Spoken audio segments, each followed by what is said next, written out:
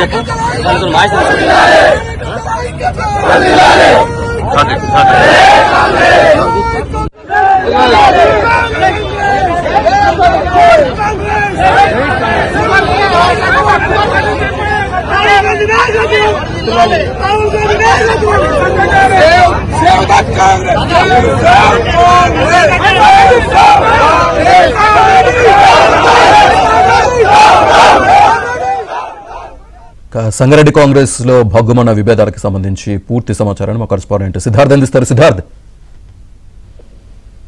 కాంగ్రెస్ పార్టీలోకి బీఆర్ఎస్ నుంచి వచ్చినటువంటి ఎమ్మెల్యేలు 10 మంది ఉన్నారు. ఈ 10 నియోజకవర్గాల్లో ఏదో ఒక డిస్టర్బెన్స్ కంటిన్యూ అవుతా ఉంది. ఇక తాజాగా గూడెం మహిపాల్ రెడ్డికి సంబంధించినటువంటి ఇష్యూ హాటాపిక్ గా మారింది. పటాన్చెరు చౌరస్తా వద్ద ప్రస్తుతం అయితే పోలీసులు మోహరించారు. స్థానిక ఎమ్మెల్యే గూడెం మహిపాల్ రెడ్డికి వ్యతిరేకంగా పాత కాంగ్రెస్ క్యాడర్ నిరసన తెలుపుతున్నారు. నిన్నటి నుంచి ఈ డిస్టర్బెన్సెస్ మొదలయ్యాయి. ఈ రోజు గాంధీ భవన్ కు వచ్చి గాంధీ భవన్ వద్ద కూడా తమ నిరసన వ్యక్తం చేస్తామని పాత కాంగ్రెస్ క్యాడర్ భావిస్తా ఉంది. ఇందులో భాగంగానే పోలీసులతోని భారీ బందోబస్తు నిర్వహించారు. పార్టీ మారి వచ్చిన గూడెం తన అనుచర వర్గం కాంగ్రెస్ నాయకులపై దాడులు చేస్తున్నారని పాత కాంగ్రెస్ క్యాడర్ ఆరోపిస్తుంది. పటాన్చెరు నియోజకవర్గంలోని బొల్లారంలో పాత కాంగ్రెస్ నాయకులను బూతులు తిట్టారు గూడెం మహిపాల్ రెడ్డి. దానికి వెంటనే క్షమాపణ చెప్పాలనే డిమాండ్ కూడా చేస్తున్నారు.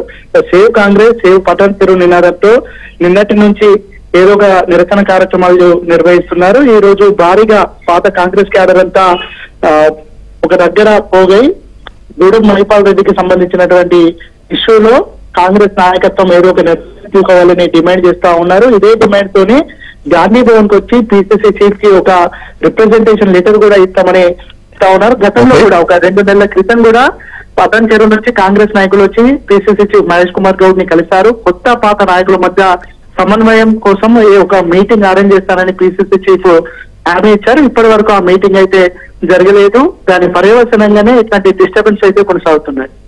Right, thank you Siddharth.